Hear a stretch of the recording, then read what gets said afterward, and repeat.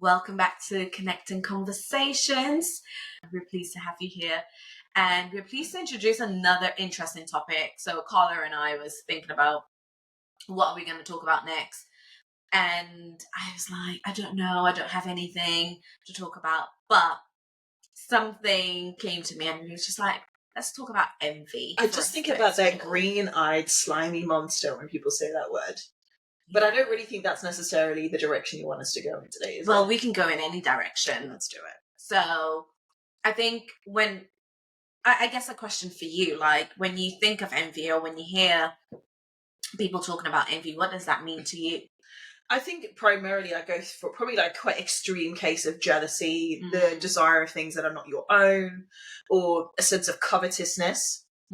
Which is like things that don't belong to me and I want it for myself. I mean, we're living in an era where that's a really easy thing to do with social media.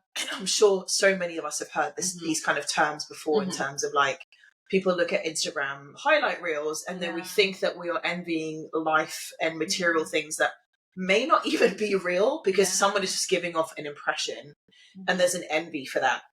I will be very honest. I definitely feel a sense of envy when people living this nomadic life in some of these beautiful destinations and are like, Bali, this is my morning office and it's like incredible mountains and ocean view. So those are the kinds of things that I associate with envy.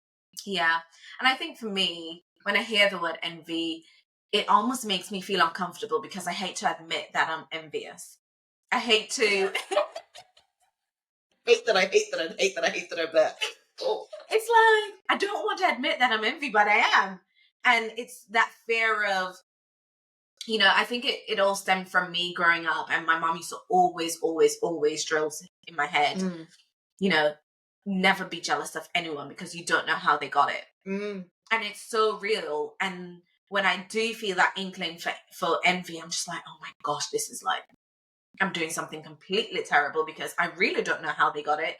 I don't want to have, or I don't want to go through what they went through to attain the things that they now have. And I just get really uncomfortable. Like, even talking about it today, it's an uncomfortable topic for me to explore because I know we all have moments where we are envious about other people and with social media and people achieving these incredible things, and you kind of sit there and you want to celebrate with them, like you really do, but at the same time deep down you're just like, oh my god, I wish that was me. And in other words, all that is to say is very similar to your understanding of envy is wanting what other people have for your own and believing that, and also it could be believing that you can do better with it. And I think I've been in situations, and I think I've talked about this in our our money podcast with Arlene and Joy, where I actually had money stolen from my bank account. And it's just like, why would you do that? You don't know how I got that money. Like, I was a student. I was a struggling student. And that £600 was like my lifeline for the next couple of weeks. And it's like, why? You don't even know me. And it's like, why would you do that? Like, and I do think of those people who are out there doing those things. There must be some deep-seated kind of belief or feeling where they think that they should have what other people have to make their lives feel better. But in another sense, that is jealousy in a way, even though you don't know the person, but you want what someone else has. Do you have a story about where like you can remember like jealousy kicking in and you're like, I'm so embarrassed this is happening to me right now? I think I have so we both do. Like, where do I start? I think, to be honest, currently there is someone that I'm not going to name the person, but there is someone that I really look up to. We're similar in age. You might probably guess who this person is. And I think they're doing incredible things, like, working with some amazing organizations. And I do sit there and think, gosh, I don't want to be jealous. I don't want to be jealous because this person went through a lot. This person suffered grief, loss in a way that I never want to experience. But at the same time, I'm just like, I want to be that. I want to live that life in a way, and it's so heartbreaking to me in a sense to even admit that, because I don't want to admit it, because I know I can do great things with what I have and the talents I have, but at the same time I'm like, oh man. It's such a fine line between what is inspirational / envious. Does that make sense? And I think there is a decision point where you could probably feel the tension of both existing at the same time when you encounter really admirable people like that.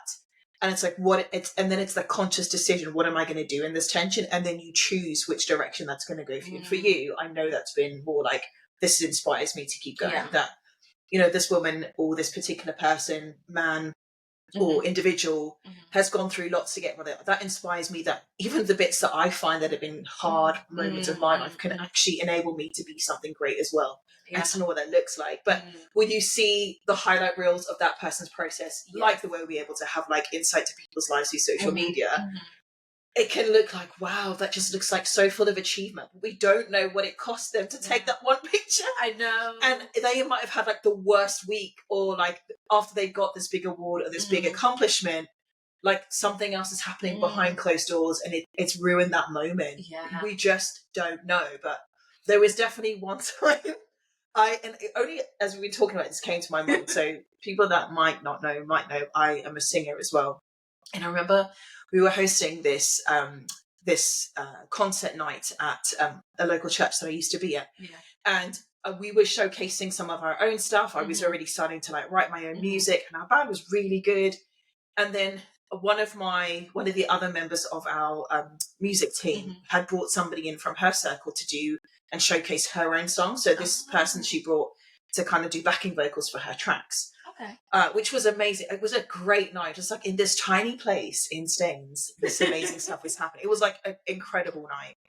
And during the warm-up, I heard this girl sing those backing vocals, and the overwhelming sense of envy that I had, and I'm like, it's not that I don't have my own talent, but for the first time I just felt the smoothness, the flawlessness of like the way she sang.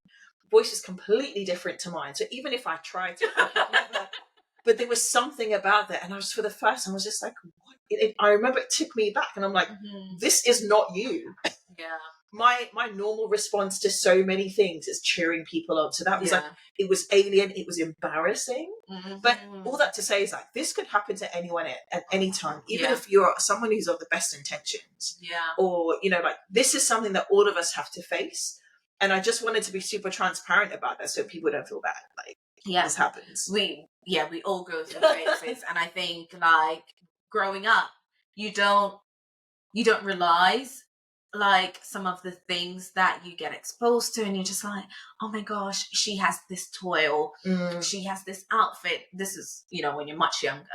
And then as you grow up and you experience, well, not through rose tinted glasses, you realize that there is so much that goes on in someone else's life that you just don't know. And we sit here and look at a reel, or a 5-second or minute reel, or a post on social media, and we're all talking about, oh my gosh, I wish that was me. And don't get me wrong, I'm sure we all have those moments still, but it's like, I think it's become more prominent now with the rise of social media, with the rise of globalization and being more interconnected. Do you think this is just inevitable for us to go down this route? I think you raised such a good point there, because I think I lived in the era where there was no social media. What we see now, anybody that's born kind of like post 2000 and somewhat, they've literally grown up in a world where they were more of a conscious era. They were engaging with having a phone in your pocket from a really early age. Social media like Facebook, MySpace was happening. They have been groomed effectively in a world, and I don't say that in the weird sense, but like, our social conditioning has been about this online presence, and that is what determines what's good and what's not, which is frightening and dangerous, because there's been no filter on that. There's been no safeguards on people's mental health about it. And also, like, if you, as a young person, you don't have the cognitive ability to discern necessarily what is true and what's false, and what is right and what's wrong. Those are still things you're figuring out yourself. And what you're finding now is when you have a generation of young people growing up on social media, and perhaps the input of like around the dinner table was where it happened for me, learning about values and principles was coming predominantly from my parents. But with parents now having to work so often, a lot of children are finding this input predominantly from these other platforms, which are looking, let's be honest, to make money. They're selling everybody something, whether it's a lifestyle, whether it's a concept of what is meant to be on trend, and young people are buying into that. And if they don't have it, which predominantly they won't do, particularly as like a lot of these things are not always true, they are depicted and they are engineered in a way to make you think about something in a way that's true, but it's not. And they don't have the ability to discern that. That, I think, breeds obviously senses of discontent in oneself. And you can see it's horrifying the amount of young children now into makeup so early on because they want to look like quite a lot of these celebrities that have had so much cosmetic surgery work done. They're going through their lifestyles that they're living to present this image like it's not normal. They're having to have a lot of aided input to look like that, and then you're telling young girls that this is what you should be doing, and they don't have the access, or I don't know if I'd want to encourage that kind of access to the kind of things they have to do to look or have what they have. This is what is creating, I think, like you're saying, it's almost like a seed bed of like, are we creating an envy culture? Yeah, no, I totally agree. And I think in terms of this culture that is being read on social media, it is quite dangerous. And I think I have a younger sister, and I've seen the impact of her seeing something on social media and her wanting to try it. And let's not even talk about TikTok. TikTok is the ultimate place where people, oh my gosh, that is making my life more efficient. I'm going to buy it right now. And that's going to be great. But I do think that we don't have enough realism in the world. Interesting, yeah.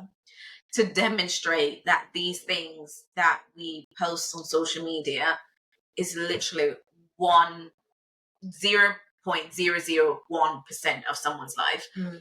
I think about a comment someone made on a post that I did on LinkedIn, and it said something. It was a really sweet comment, and it was along the lines of "You're such an inspiration" and blah blah blah, and it was really sweet.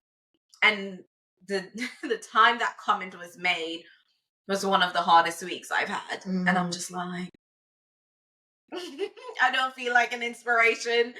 In fact, I feel like I've just made it. I feel helpless. I feel tired.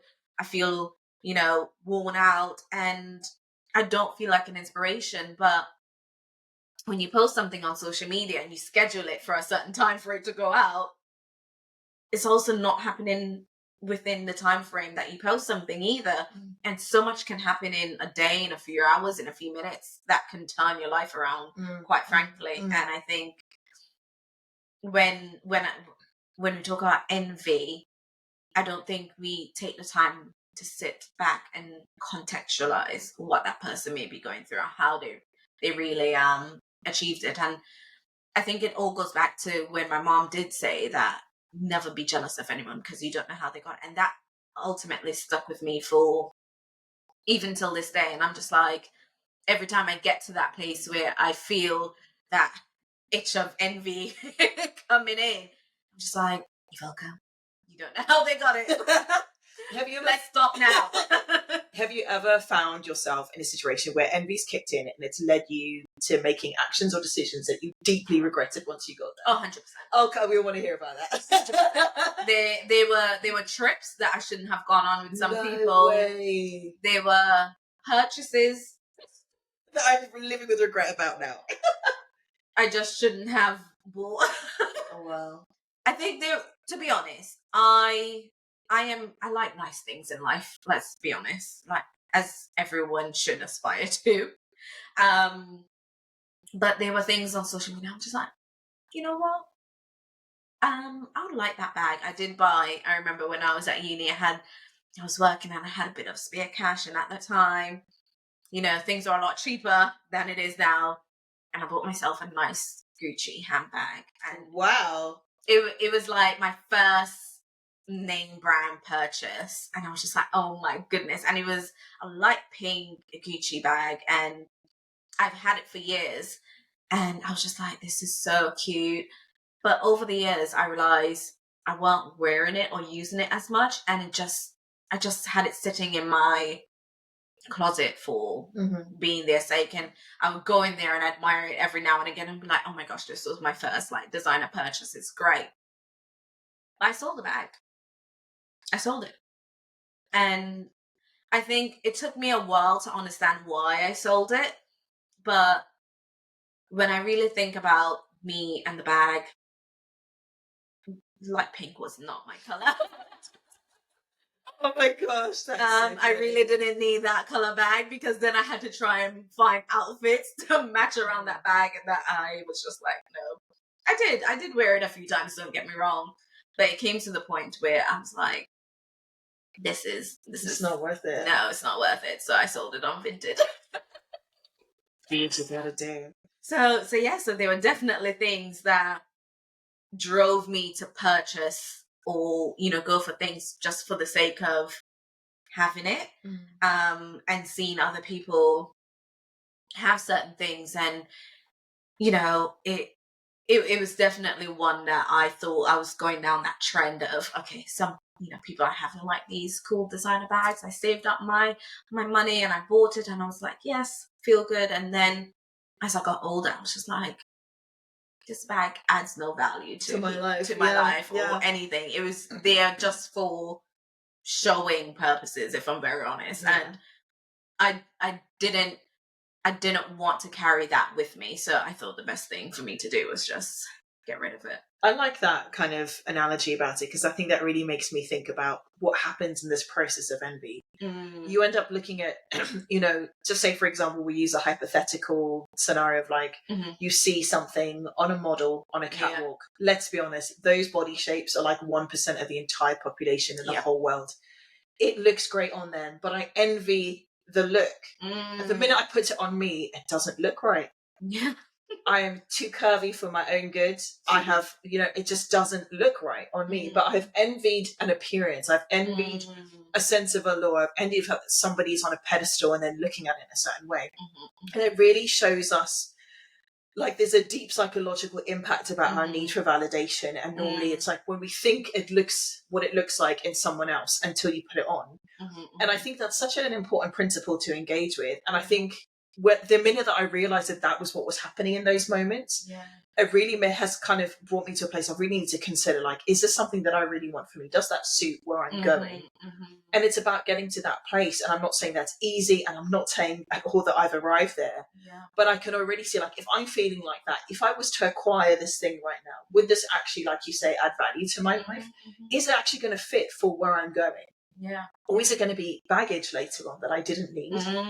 And also, like, looking at someone else's life, like, I don't want to walk in their shoes. I'm actually not built for, maybe the types of criticism and challenges that they have to encounter to get where they are. I'm not built for that.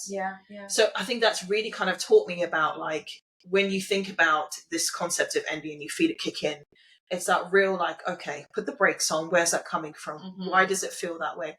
And maybe also, like, I'll be very honest with you, this is another singing example, but I used to struggle to watch things like The Voice or, pop stars back in the day, or when I watch, like, people that stand up and sing, and I'm just like, and I would cry, and I wasn't sure, is this an envy thing, or the fact is, like, have I done what it takes because I know what I can be?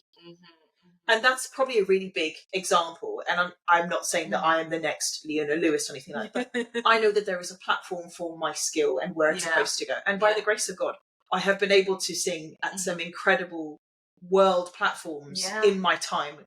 And more will come when it's the right time for me. But, like, that's something that I think when I realize when that kind of moment kicks in, it's the feeling we're talking about. It's either that sense that something is missing and I see what it's supposed to be. And hopefully, I would say in that scenario, it should inspire you to be like, am I really doing what it takes? Because for me, specifically, if you have a dream or you have, everybody I think is born with a sense of greatness. They know that there's more than just this, no matter where you've started in life. And we all know that that's not always equal. But there is something, people are geared for greatness in general, and that will look different to every person. but we get caught up in life. Like, if I think about it, have I really done everything that it takes to get my music as far as it could do? Have I kept my fitness route, even when I don't see it materializing, and I haven't seen all the stages, and you have lots of no's and lots of shut doors when you try to pursue opportunities? If it really matters, every time you hear about someone that's made it successfully, you don't know about the 1,000 times that they had no's before that one yes has become what you see now, when it's like this massive magnitude. And I think everybody has that moment. It will look different to another person, whether it's business, whether it's a creative venture or something else. Like, have we really done what it takes? And when you see someone else that has a reminiscence of potentially a skill that you have, or is a bit like your own likeness in terms of, it's a creative thing. Like, I know that it's art, but my art's different, but I know that makes sense to me. And it's not in the forum, and it's not in the platform, and it's not been given the time of day that it should do. It's really like, what are we doing about that? And that's where I think the one time I would say, like, envy probably could be seen as something that could be used to our advantage. It could be a pusher. And I wondered what you thought about that. To be honest, as you were saying that was a question that was bubbling in my head about whether envy can actually push you to do what you need to do and kind of stay on track. Because if I think about my time at uni, there were definitely some really, really smart people that I went to university with. And I used to sit there and think, gosh, like, how? I want to be like that. Give me your brains. I want your IQ. But at the same time, even though I was envious, I made sure that every day after uni, I would go in my books, or I would have a rigid schedule of when I would do this, when I would do my reading, or, you know, I was scheduling kind of where, like, what time I go to the library. I never used to like going to the library. You were so much more disciplined than me. I was not. I hated it. But if I needed to go, because it's a social place. That was me. If I needed to go, you'll see me there. But it was a very, like, regimented thing. And if I knew I had an essay that needed to be done, you would not see me. Like, I would not be watching Netflix. I was very, very strict with myself as to, you know, what I wanted and what I wanted to achieve. And especially with my dissertation, that was like my baby. Honestly, and when I tell people about this, I literally went to university just to do my dissertation. Like, that was the reason I went to university ultimately. And I remember saying to myself, even before I started uni, I was just like, I'm going to get a first. Like, I don't care how hard I have to work. I'm going to get a first. And then I got to uni, and then I met smarter people than me. And I'm just like, a hard intro. That's a hard intro. Okay, maybe not first. Maybe we can settle with a 2-1. But, you know, I still worked very hard, and those people motivated me. But I was just so envious because they would get like firsts for most of their essays, and then some of my essays I got like a 70 and above. Other essays I got like just scraping a 60. And I would sit there and be like, I've put in so much more work. Now I have to put in double the work. And it did push me to where I needed to be. And in the end, for my dissertation, thankfully, and thank God, that I did get a first. And I was very proud. But it did take me navigating that road of envy and understanding and using it to my advantage, as you've said, rather than seeing it as a deterrent from me achieving my goals. Love it. But what about you? Do you resonate with that? Was there any moments where it pushed you, or any examples? Yeah, and I think, like, I've mentioned the music thing before, and I was just like, okay, fine. But I think for me, more than outside of that, I can't really think of that many examples about that. But I think because that is something so close to my heart, like, I have a voice, and I feel like I was gifted with it on purpose. So am I using it? When I say not just through singing and music, like, I'm using my voice now. I'm using it as a tool to speak about things that hopefully empower people, encourage people, push them and mobilize them into where they're supposed to be. And because I spend so much of my time, like, I know what it's like to be in this tension of when envy comes our way, but actually just need to scratch a little bit further to realize, like, we're envious of things that are not even true. And honestly, it's about figuring out what is my lane and how do I best mobilize myself as that. If somebody's able to incite a feeling close enough to envy, that means that there's more that can be done for my life, and I need to figure out if I'm dissatisfied And that's what it is, right? It's Yeah, a sense of yeah. discontent. Like, I'm not actually satisfied with where I am. Mhm. I'm not satisfied with what I have. And sometimes that will take taking a step back of gratitude. And I know that's become a really popular Yeah. thing now.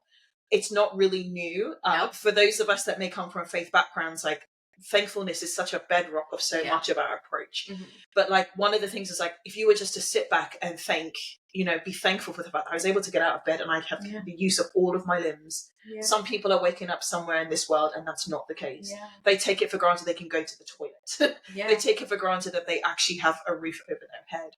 And the minute we start, I think, fostering a culture of gratitude, it won't take you very long before you're like, if I'm really envious, like, and something is missing, then it's something that there's something that I can do. Yeah.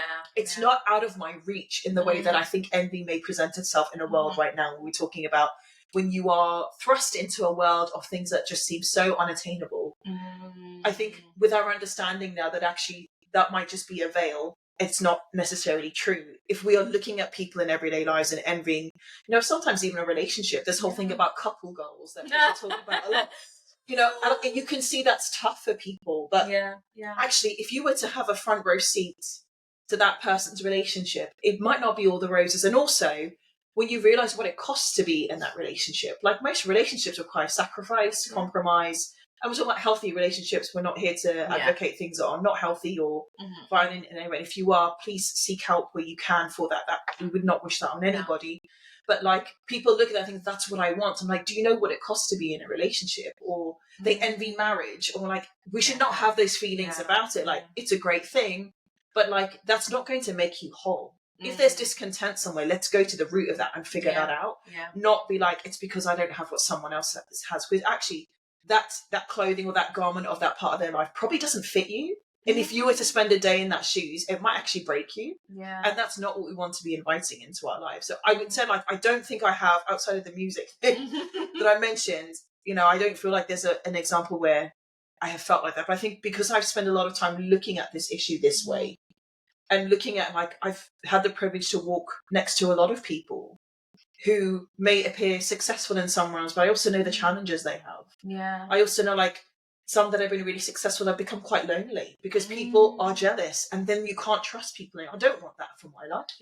I want all the success, don't get me wrong, but like, I know that the people that's supposed to be in my world will be there, but like, for some people, that's actually what they're experiencing. There is costs to everything. I think the question is, are you willing to bear that cost? And also, like, take that step back of really evaluating your life. Be grateful for where you are. And remember, if you're still alive and you're breathing, that means it's not done. We're constantly growing. There is room for it tomorrow to make a difference. If it's about the fact that, you know what, I really saw myself as a really successful entrepreneur, or I saw myself fulfilling this dream, like, let's be honest, what have you done about putting in the steps to make that work for your life? And start looking at it through that lens. And I think it will get us into better satisfaction spaces, fulfillment spaces. No, I totally agree. And I think the moments where I have felt like, oh my goodness, there is envy, like, literally bubbling inside of me, I go back to, okay, I'm breathing. I'm in a warm bed. I have a job. I have income. I can get to A to B with my car. I have a brilliant relationship with my parents, and it's just like, I don't really need this. Like, I'm okay. And I think, like you said, once we realize that we're actually okay, that we don't need all these stuff to glamorize our life to make ourselves look good for the outsider. But if you're not actually fixing the inside, then what are you doing? Because the outside will impact the inside will impact the outside. Sure. And I think we fail to recognize this in this hustle culture where we're always on the go. We're always trying to get the next best thing, but at the expense of our internal self, at the expense of our well-being, at the expense of our mental health.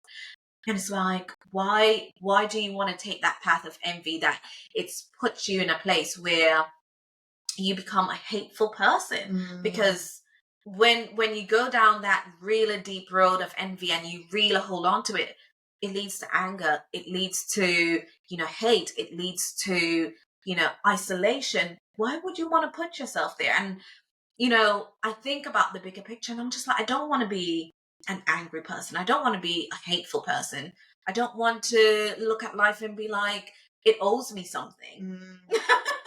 I actually want to be here and contribute and give something rather than feeling the world owes me something to be here. And quite frankly, no one is that special. I'm sorry to break it to everyone, but we're not that special enough where life is going to give you something back. In fact, it will take more than it gives. And I think that's what I try to, not as cynical as that, but that's what I try to kind of reassure myself and get back to myself and say, actually, if I don't have it, it's okay. I can work towards it. I'm still breathing. I'm still alive. There's still an opportunity for me to go and get it. And like I've said time and time again throughout this conversation, you just don't know how they got it. The girl that I look up to, and there are some things that she does, and I'm just like, I wish that was me, honestly. But at the same time, her story, when she tells her story and she tells about the loss and the grief and the path where she got to where she's now, and I'm just like, would I really want to go through that? Would I really want to have journeyed her path?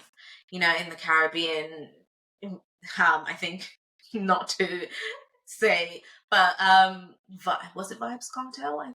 Sorry to bring up such a radical person, but he sang the song about clocks and people not walking in your shoes, and it's all about, you don't want to walk the life that someone else is walking because you just don't, you won't fit in their shoes ultimately. Like you said, you won't fit in the clothes that you see on the runway show. So why try to fit yourself into a lifestyle or a life that doesn't belong to you? That doesn't belong to you.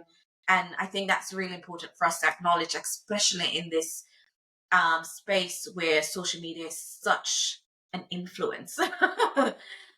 We don't want to go to a space where we think that that's what our life should look like from a 30-second reel or 1 minute reel. Like, that's not life. I would post stuff on LinkedIn or social media, and yes, it's great stuff, but it's literally like the tip of the iceberg. There is so much that I would have gone through, or the tears that I've cried, or the anger that I held within me, the unforgiveness that I held on to. And it's just like, I don't want to bring that to social media. I don't want people to see me as vulnerable, because I think that's another thing.